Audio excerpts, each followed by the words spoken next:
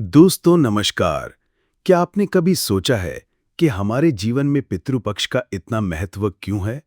हम हर साल श्राद्ध करते हैं, पिंड दान करते हैं, ब्राह्मणों को भोजन कराते हैं, तर्पण करते हैं, लेकिन क्या आपने कभी सोचा कि ये परंपरा शुरू कैसे हुई? क्या इसके पीछे कोई वैज्ञानिक कारण भी है? और क्या सच में हमारे पूर्वजों की आत्मा इस समय हमारे साथ होती है? अगर आप भी इस रहस्यमयी परंपरा के पीछे छिपे अर्थ को जानना चाहते हैं, तो वीडियो को अंत तक देखें। चलिए, आज हम विस्तार से समझते हैं कि श्राद्ध, पितृपक्ष, तर्पण, श्राद्ध ये सब आखिर है क्या और हमारे जीवन में इनका क्या स्थान है। तो चलिए शुरू करते हैं, लेकिन पहले आप कमेंट में लिखिए पितरों को नमन अगर आप अपने पूर्वजों का आशीर्वाद मानते हैं। नमस्कार। पितृपक्ष, जिसे श्राद्ध पक्ष भी कहा जाता है, भाद्रपद पूर्णिमा के बाद आने वाले 15 दिनों का समय होता है। ये समय विशेष रूप से हमारे पूर्वजों की स्मृति में समर्पित माना जाता है।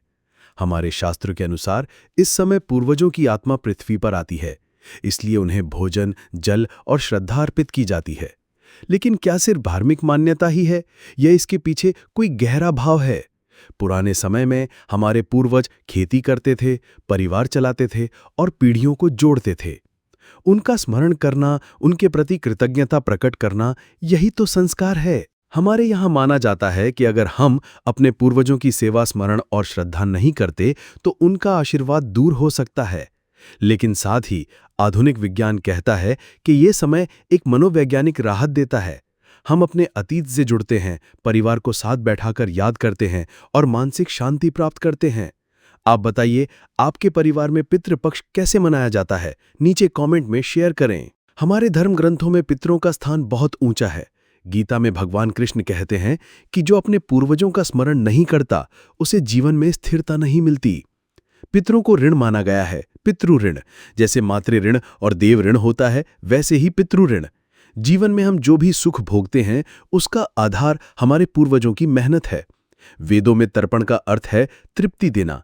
जब हम जल, अन्न या श्रद्धा अर्पित करते हैं तो इसे तर्पण कहते हैं। ये सिर्फ एक कर्मकांड नहीं, बल्कि हमारे मन का भाव है। हे पूर्वज, आप हमारे साथ रहें, हमें मार्ग दिखाइए। आप बताइए, आपके परिवार में पितृपक्ष कैसे मनाया जाता है? नीचे कमेंट में शेयर करें। अब आइए विस्तार से समझते हैं कि श्राद्ध की प्रक्रिया क्या होती है। पहला चरण है संकल्प। जल लेकर संकल्प किया जाता है कि हम अपने पूर्वजों के लिए अन्न, जल और श्रद्धा अर्पित कर रहे हैं। दूसरा है तर्पण। जल अर्पित कर पूर्वजों को तृप्ति देने की भावना की जाती है। तीसरा है पिंडदान। चावल, तिल, गुड़ से बने पिंड अर्पित किए जाते हैं। कहा जाता है कि ये आत्मा को संतुष्टि देते हैं। चौथा है ब्राह्मण भोजन। श्राद्ध में ब्राह्मणों को भोजन कराकर पूर्वजों की तृप्ति की कामना की जाती है। पांचवा है दान। अन्न, वस्त्र, धन आदि का दान किया जाता है। श्राद्ध करते समय खास नियमों का पालन भी बताया गया है, जैसे संयम रखना, सात्विक भोजन करना, अहंकार से दूर रहना, मन को शांत रखना। लेकिन ध्यान दीजिए, श्राद्ध का असली अर्थ मन की श्रद्धा है। अगर आपके पास ब्राह्मण ना हो तो आप साधारण भोजन बनाकर परिवार के साथ स्मरण कर सकते हैं। असली बात है भावना, ना कि बाहरी दिखावा। आप बताइए, आप अपने घर में श्राद्ध किस तरह करते हैं? नीचे कमेंट में अपनी परंपरा साझा करें। भारत में हर राज्य में पितृपक्ष मनाने का तरीका थोड़ा अलग है। उत्तर भारत में गंगा स्नान, तर्पण, पिंडदान बहुत प्रचलित है। महाराष्ट्र में ब्राह्मणों को भोजन कराना और घर में श्राद्ध का आयोजन होता है। बंगाल में विशेष रूप से महालय पर पूर्वजों की पूजा होती है। तमिलनाडु में पितृपूजा को तिरुपणी कहकर मनाया जाता है। नेपाल में पिंडदान गंडकी नदी में करने की परंपरा है। कई जगह लोग नदी किनारे जाकर दीपदान करते हैं। कहीं तिल जल अर्पित किया जाता है, कहीं पत्तों पर भोजन परोसा जाता है। ये देखकर लगता है कि हमारे देश की विविधता कितनी अद्भुत है, लेकिन भावना एक ही है कि हम अपने पूर्वजों से जुड़े हैं।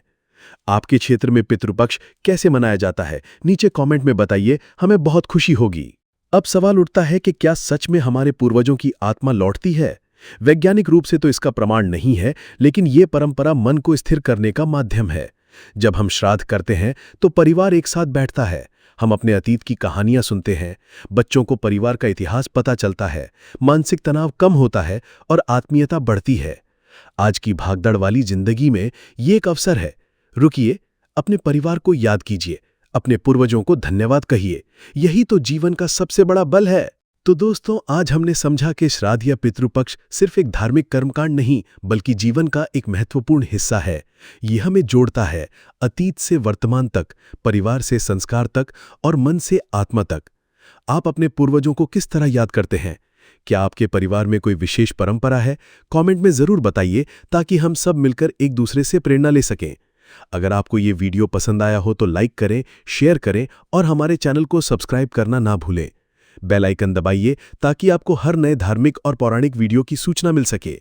अंत में एक बार फिर कहिए, पितरों को नमन।